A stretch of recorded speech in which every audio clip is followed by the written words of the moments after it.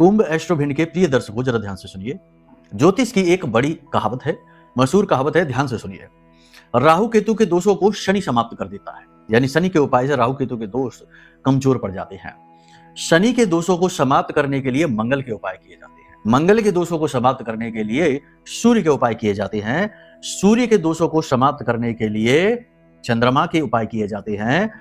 इसी के साथ साथ कुंडली में समस्त ग्रही दोषों के समाप्ति के लिए गुरु का उपाय किया जाता है।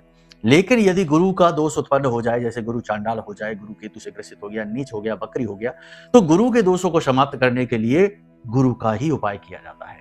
कहने का मतलब यह है कि जो भी व्यक्ति गुरु के उपाय करेगा उसे कुंडली के किसी भी प्रकार के दोष लगेंगे नहीं।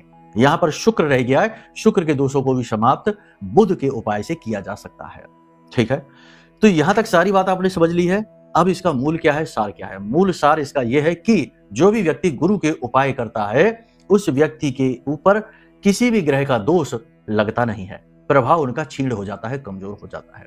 इसीलिए आपने देखा होगा कि प्राचीन काल से हमारी हिंदुस्तानी परंपरा में, हिंदू परंपरा में गुरुवारी पूजा का विशेष महत्व रहा है। और गुरुवार के दिन की जाने वाली पूजा में गौ की सेवा विशेष होती है। नारायण लक्ष्मी की पूजा होती है, क्योंकि गुरु को भगवान नारायण का ही स्वरूप माना जाता है। तो आज हम आपको बताते हैं एक ऐसा उपाय जिसे आपने किसी भी गुरुवार से लेकर अगले गुरुवार तक, यानी 7 दिनों तक लगातार कर लिया तो आपके जीवन का भीषण से भीषण संकट समाप्त हो जाएगा। जी हाँ, लेकिन इस उपाय को बताने से पहले एक बात आपको जरूर कहना चाहेंगे कि यदि आपकी कुंडली में ही दोष लगा हुआ है तो याद रखिए कि आपकी कुंडली आपके इस जीवन रूपी वृक्ष की जड़ है, और जड़ में ही यदि कीड़ा लगा है तो ज्यादा दिन तक पौधा सुरक्षित नहीं रहने वाला, तो जीवन में ज्यादा दिन तक सुख रहेंगे नहीं, टिकेंगे नहीं, आएंगे और जाएंगे। इसलिए जन्म पत्री को दिखवाना अत्यंत आवश्यक है ताकि दोष मुक्त जीवन हो सके और आप आराम से, आसानी से उन्नति हासिल कर सके। जी हाँ, तो यहां तक सारी बात समझी। अब बात करते हैं इस उपाय की। गुरुवार के दिन आपको कच्चा दूध थोड़ा सा लेना है, थोड़ा सा उसमें शहद मिलाना है, थोड़ी सी उसमें केसर मिलानी है, और इस दूध को आपको केले की जड़ में समर्पित करना है।